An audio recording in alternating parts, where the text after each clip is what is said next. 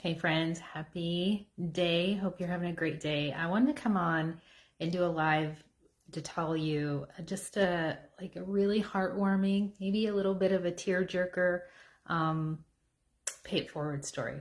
We always, maybe you've watched that movie, Pay It Forward, or maybe you've been the recipient of something and then been able to bless others later on.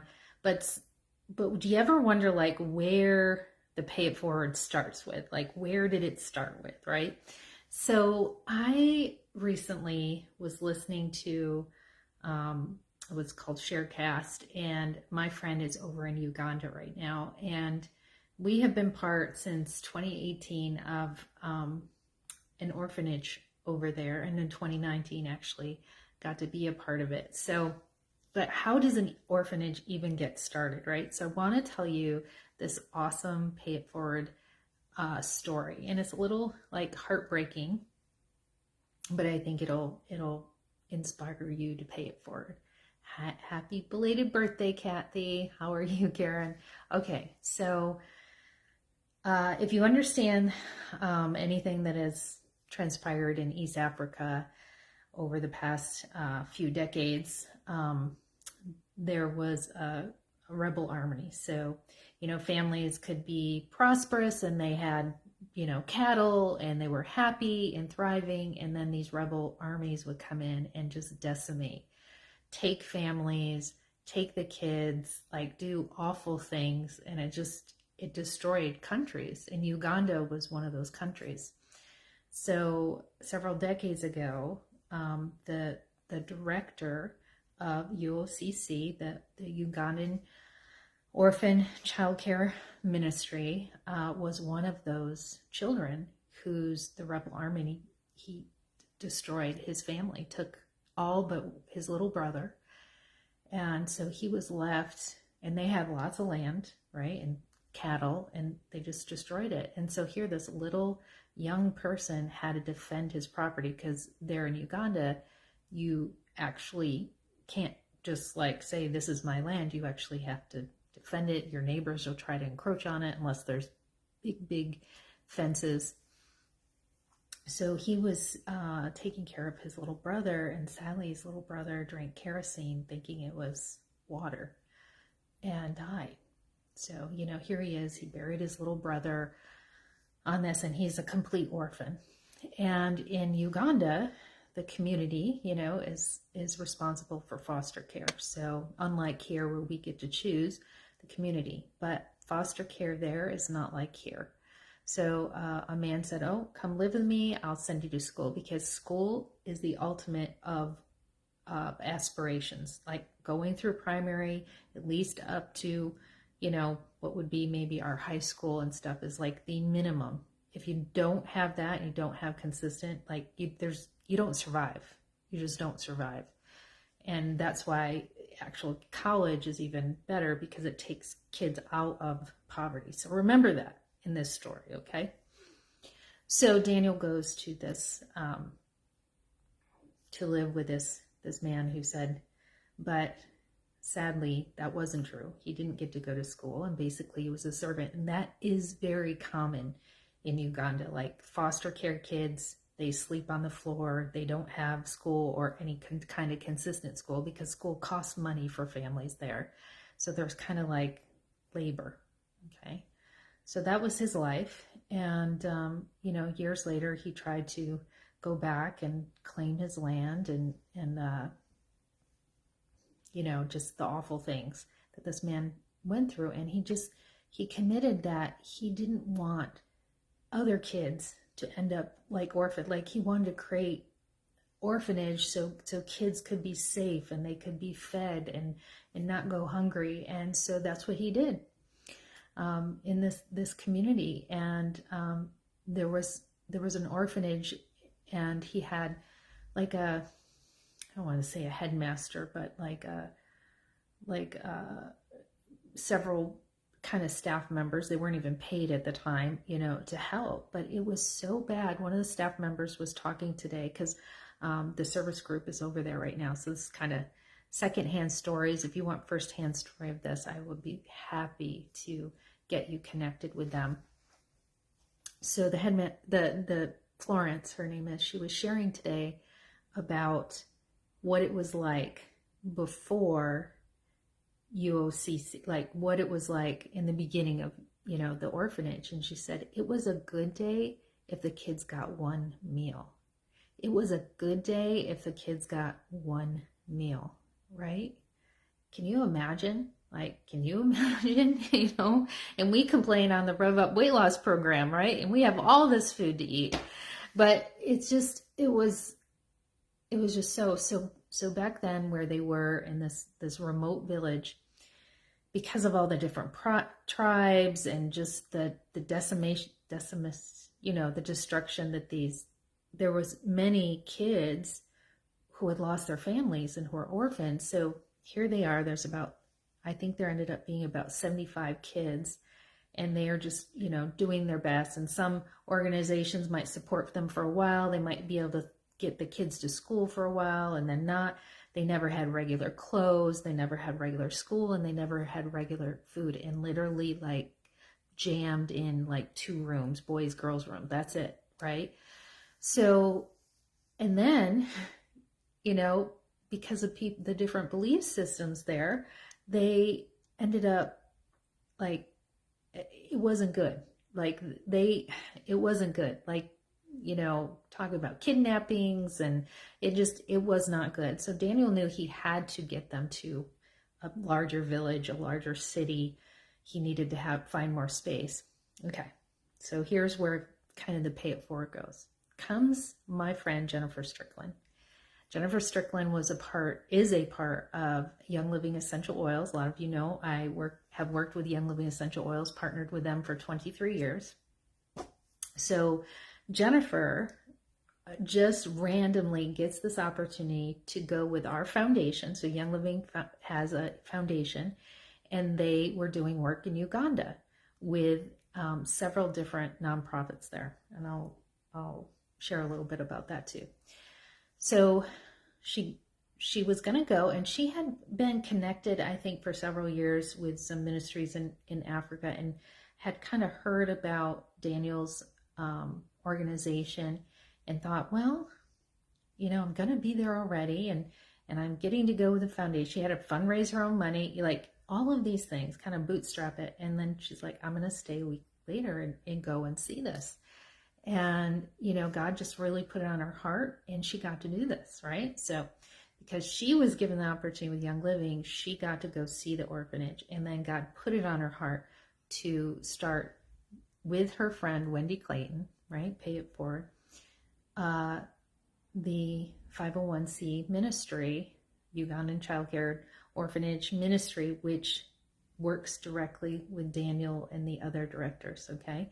And was able, through these years, since 2015, 2016, 2017, was able through these years to get them to Jinja. But when they initially went to the city of Jinja, Uganda, not all the orphans could go because there just wasn't enough space, right? There just wasn't enough space. So I believe about 25 kids got left in the city as, this gets me, as foster care, right? And they would bring the families food, and they would bring beds, and they would come back, and the kids wouldn't be sleeping on the beds that the families were, because there was just so much poverty. And that's just kind of how their minds, like, yes, we would love to blame them, but it just was embedded in their culture, embedded in what they did, right? So there was this one little boy, I'm going to go off topic. So years later, after they get the orphanage in Uganda, and about, I think 2018 is when they got to bring all those kids, those 25 kids, home to the orphanage. And there's still pictures of them. There's this one little boy, and I'll put his picture maybe in my stories, or white out his face so you can see that in 2019, when I was there and I was serving as a chiropractor and doing like health scans and assessing spines and all that stuff. And one of the health scans I did, we used like this electrical device called Zytoscan. And we would scan the kids. And of course, we saw a lot of parasites, deficiencies. But this one little guy, he his growth was stunted. Like he, was 11, but looked more like 5 or 6. And it's because he didn't eat. He definitely had all the signs of abuse from his being in that foster care. And I remember doing a Cytoscan and just clearly seeing that, like all the nutrition that this poor little guy needed. And I have this picture of him, and he's just smiling, and he's just the happiest kid, right? Because he's now home in the orphanage. But that really kind of stuck with me, so you go back to pay it forward to this man who grew up with so much uncertainty in his life, and like not knowing where food was coming from, or money, or work, and just totally relying on God to provide. And then pay it forward, Jennifer and Wendy, and then I meet them, and then I introduce them to different organizations, and they introduce me to things that would change my life, like all this pay it forward. And then we all get healthy together and start this with the biggest transformation. Thank you, Carmen O'Quinn. We lose the weight, our capacity goes up. We can do more, we can serve more, we can do all of these things.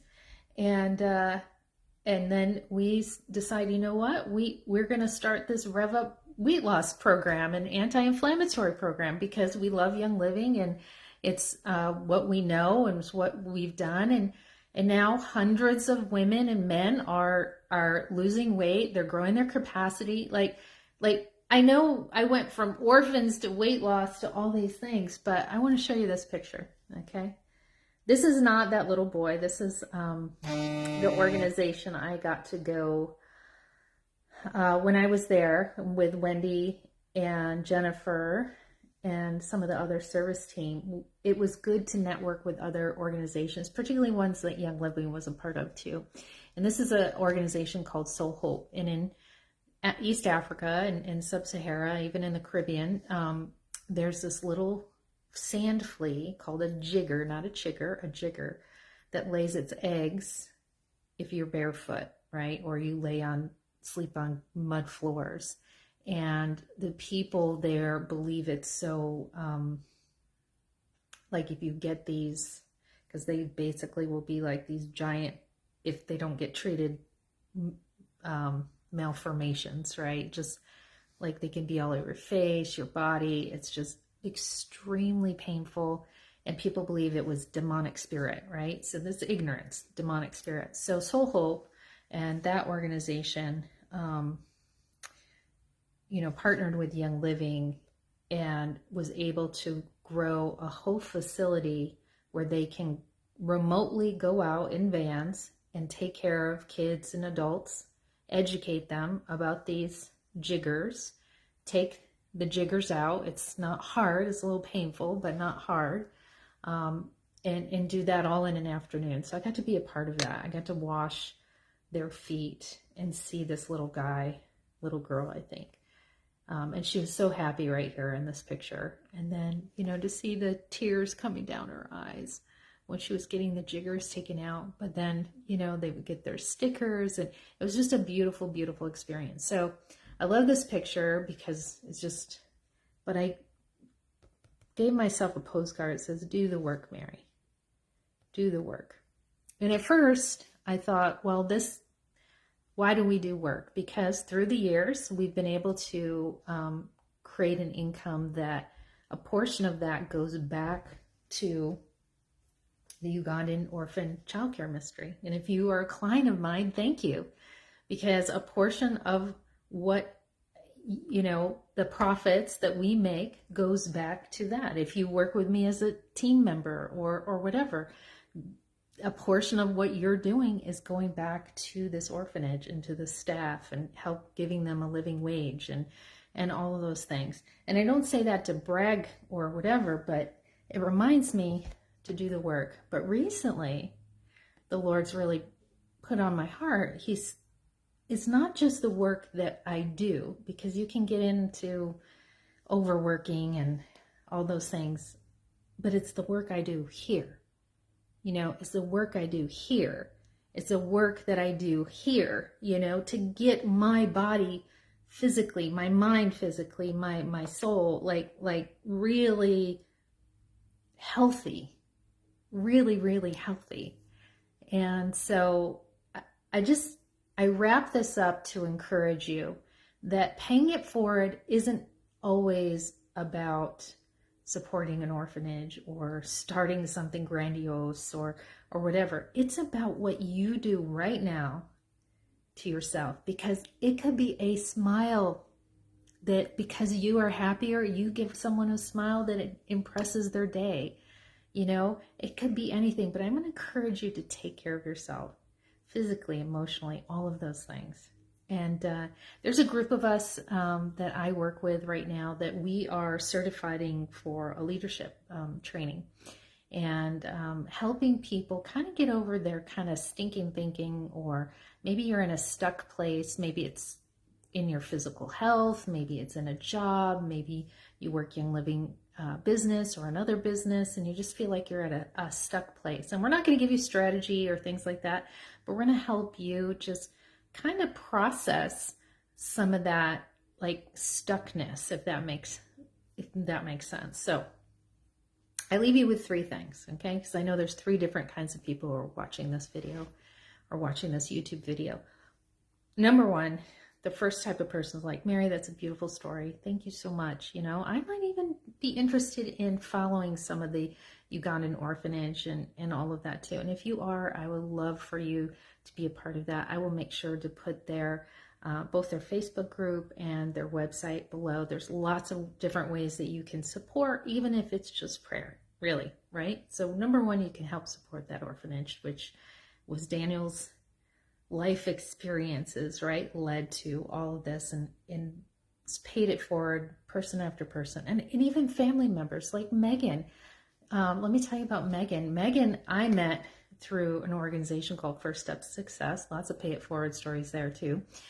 And we connected online and on Facebook, and then she saw one of these videos one day, and since I think it's been several years now, her family sponsors one of the kids at the orphanages, talks to them every month. Like, this is their kid. Like, can I adopt this kid? No, you can't. But you know what I mean? And someday I know they'll probably go there, you know, or vice versa. So it's just a beauty to watch how families' lives change, whether you sponsor a child, you pray for this orphanage, whatever you do. Okay, so that's the first thing. The second thing is right now we're doing the Rev Up Weight Loss Challenge, which starts August 7th. And we're taking registrations for that. And two things. With the Rev Up organization, if you are currently a client of mine, a client of any of the coaches or any of the wellness coaches or brand partners we work with collectively, you can actually get into that group for free. You do need to purchase the products, and just think, you know, particularly if you're part of my organization, a portion of that does go back to help.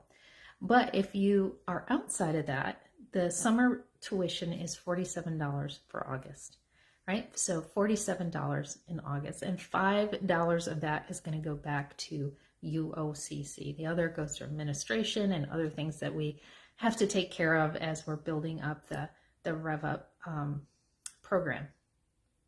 Okay, so a portion of your proceeds will go back. So what is that? 10%? I think so, right? Or 20%? So we'd love for you to support us any way you can too. So be a part of the Rev Up program, take care of you, do the work on yourself, right? And the third thing I want to offer you is, if you're serious, if you are stuck right now, again, myself or one of the other leadership coaches, I see Karen on here, Lisa, Jolene, Brenda, one of us can give you a call and set up a time. It'll probably take maybe 30 minutes or so, and just help you kind of thought process through that stuck area, right? So it helps us get our credits for our certification, but I guarantee it's going to help you too. So let me know which one of those you are. Maybe you're all three, but we would love to partner with you, helping make it a better world, paying it forward, and in creating more amazing stories like the one you heard today. All right, friend, I'll talk to you later. Bye-bye.